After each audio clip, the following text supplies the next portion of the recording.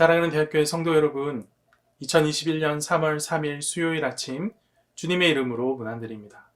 주의 말씀과 함께 진리를 깨닫고 진리 안에서 참된 위로를 누리는 귀한 아침이 되기를 간절히 소망합니다. 오늘 함께 보실 하나님의 말씀은 시편 53편 1절에서 6절까지 말씀입니다. 어리석은 자는 그의 마음에 이르기를 하나님이 없다 하도다. 그들은 부패하며 가증한 악을 행하며 선을 행하는 자가 없도다.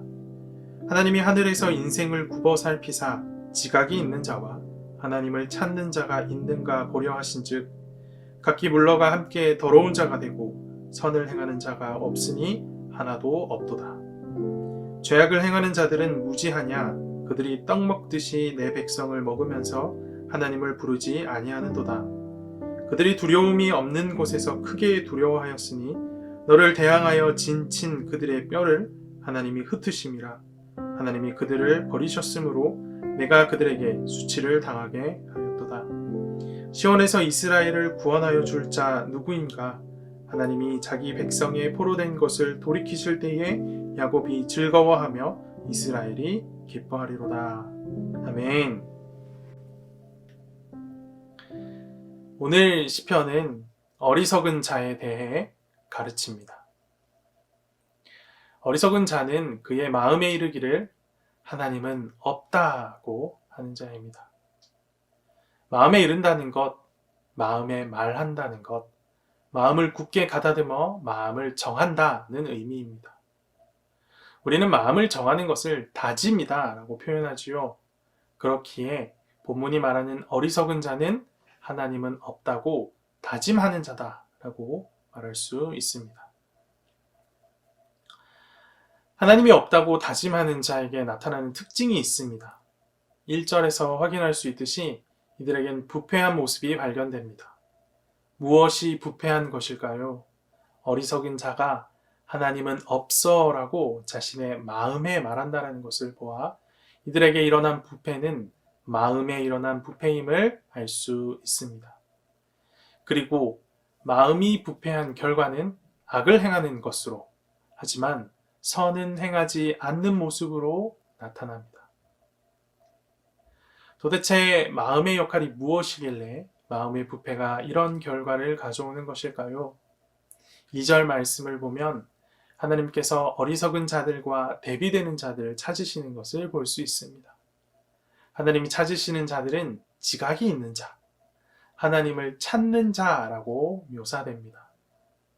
지각이 있다는 말은 스스로 깨달을 수 있는 능력이 있다는 말이죠. 이를 통해 마음의 본래 능력이 무엇인지 우리는 알 수 있습니다. 마음의 본래 능력은 스스로 깨닫는 능력이었습니다. 하지만 안타깝게도 인류의 마음이 부패하는 일이 일어났고 그 부패로 말미암아 마음에 스스로 깨닫는 그 능력이 상실된 것입니다. 마음이 부패한 자들에게 독특한 모습이 하나 나타납니다. 두려움이 없는 곳에서 크게 두려워하는 모습입니다. 두려움이 없는 곳이다 라는 말은 무엇을 의미할까요? 4절 말씀을 보면 그들이 떡 먹듯이 내 백성을 먹었다 라는 표현을 볼 수가 있는데 그 표현에서 우리는 그 실마리를 찾을 수가 있습니다.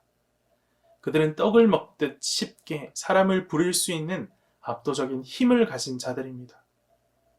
그들에게 강력한 힘이 있고 모든 이들이 그 힘에 굴복하고 있으니 그들에겐 두려울 것이 없어야 마땅하지요.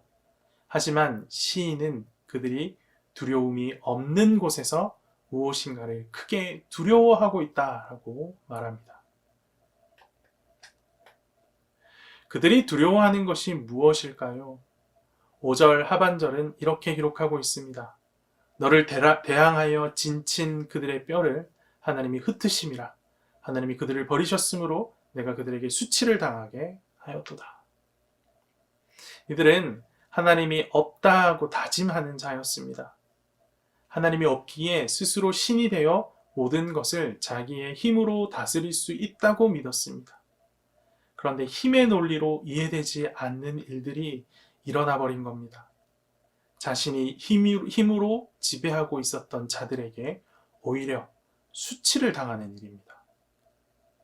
내 강력한 힘으로 완전히 지배하고 있다고 생각했는데 더욱 강력한 힘이 그들을 도운 것입니다. 이런 도움이 과연 어디서 왔겠습니까? 하나님이 아니면 설명되지 않는 일들입니다. 이 세상은 힘의 논리로 모든 것을 이해하려는 경향이 있습니다. 그래서 하나님을 부정하고 싶어 하지요. 하나님만 없으면 자신의 힘으로 세상을 지배할 수 있다고 믿기 때문입니다. 하지만 하나님께서는 힘의 논리로는 도저히 설명할 수 없는 일들을 행하심으로 자신이 살아있음을 알리십니다. 그리고 그 앞에 모든 인류는 두려움을 느낍니다. 아무리 하나님이 없다고 다짐하고 또 다짐해 보아도 힘의 논리로는 도저히 설명할 수 없는 하나님의 일하심을 경험하고는 그 앞에 두려움을 느끼는 것입니다. 오늘 본문은 하나님의 존재를 부정하는 어리석은 악인들이 그 악인들이 득세하는 세상에서 하나님 백성이 무엇으로 위로를 얻어야 하는가에 대해서 노래하고 있습니다. 성도의 위로는 어디에서 옵니까? 선을 교란시켜 악을 일삼는 험악한 세상의 물결에서 끝까지 의인을 찾으시는 하나님께로부터 옵니다. 악인을 심판하여 자기 백성을 구원하시는 하나님께로부터 옵니다. 성도의 위로는 오직 하나님으로부터 온다는 사실을 잊지 마십시다. 힘의 논리를 따르는 위로는 하나님이 일하시면 일순간에 사라질 허탄한 것들입니다. 하나님께로부터 주어지는 참된 위로를 구함으로 세상은 이해할 수 없는 기쁨을 누리는 대학교의 성도들이 되기를 간절히 소망합니다. 오늘도 주어진 말씀 기억하며 함께 기도했으면 좋겠습니다. 우리는 우리의 위로를 어디에서 찾고 있습니까? 우리는 우리의 소망의 근거를 어디에서 찾고 있습니까? 혹시 세상이 말하는 것처럼 힘의 논리를 따라 위로의 근거를 찾고 있지는 않습니까? 이 시간 기도할 때 주님께서 말씀을 통해 가르치신 것처럼 우리의 위로의 근거를 주님으로부터 찾게 하소서. 잠시 있다 사라질 세상의 것으로 찾지 않도록 붙들어 주십시오. 함께 기도하는 시간 갖도록 하겠습니다. 기도합시다. 살아계셔서 역사하시는 하나님 아버지 감사합니다. 오늘 우리는 이 시편 53편 말씀과 함께 우리의 참된 위로가 어디에 있는지 생각해 보았습니다.